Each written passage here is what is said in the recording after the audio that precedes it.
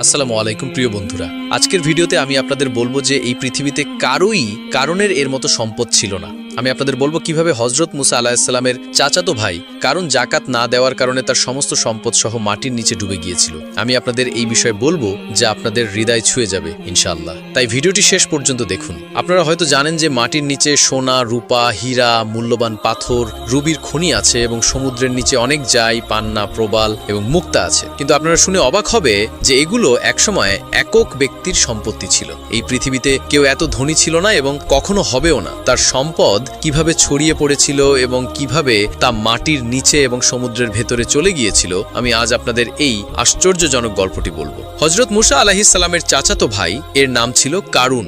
কারণের ভাগ্য ছিল অনেক উঁচু। পৃথিবীর প্রতিটি কোণে তার গুদাম ছিল। তার নৌকা এবং জাহাজ প্রতিটি নদী এবং সমুদ্রে দলবদ্ধভাবে ভেসে বেড়াত। তিনি পৃথিবীর প্রতিটি বণিকের একমাত্র ঋণদাতা ছিলেন। তিনি প্রতিটি ব্যবসার প্রধান ব্যক্তি ছিলেন। তিনি নিজেই ব্যবসা করতেন এবং প্রতিদিন লক্ষ লক্ষ টাকা উপার্জন করতেন। হযরত মুসা আলাইহিস সালাম তাকে অনেক ভালোবাসতেন। তিনি তাকে ভালোবাসার সাথে কাদা থেকে সোনা তৈরির দক্ষতা শিখিয়েছিলেন। সর্বত্র এত টাকা আসতো যে তা গণনার বাইরে। টাকার বিনিময়ে তিনি হীরা, মূল্যবান পাথর, মুক্তা, রত্ন, চুন, পান্না, জুঁই সংগ্রহ করতেন এবং লক্ষ লক্ষ সিন্দুক ভরে দিতেন। তিনি সেই সিন্দুকের চাবিগুলো একটি শক্ত সিন্দুকের মধ্যে রাখতেন, আর সেই সিন্দুকের চাবিটা তিনি কোমরে দড়ি দিয়ে বেঁধে ঝুলিয়ে রাখতেন। দিন হোক বা রাত, তাকে খুব কমই বাইরে দেখা যেত না। তিনি প্রতিদিন চাবি হাতে নিয়ে গুদামে ঘুরে বেড়াতেন। আপনি হয়তো ভাবছেন যে তিনি নিশ্চয়ই এত টাকা এবং সম্পদের প্রতি খুব বেশি আগ্রহী ছিলেন। তিনি নিশ্চয়ই অনেক খরচ করেছেন, কিন্তু না, তার কোনো শখ বা আরামদায়ক জীবন ছিল না। তার ছিল না একটি ছেঁড়া পুরানো নোংরা পাজামা,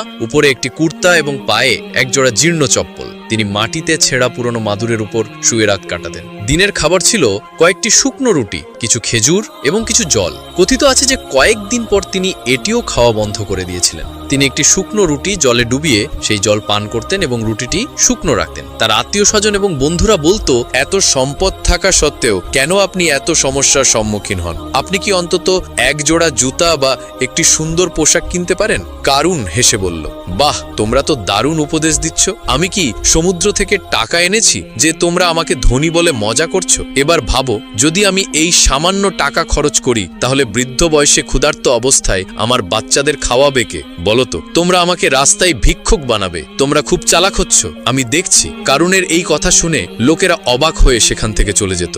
একদিন হযরত মুসা আলাইহিস সালাম কারুনের বাড়িতে পৌঁছে বললেন, কারুন, আল্লাহ তোমাকে এত সম্পদ দিয়েছেন, এর সামান্য অংশ গরিব মিসকিনদের দান করা উচিত। শরীয়তে নিয়ম আছে যে প্রতি 100 টাকার উপর 2.5 টাকা জাকাত দিতে হবে। আমি আশা করি তুমি অবশ্যই 100 টাকার মধ্যে কমপক্ষে 1 টাকা জাকাত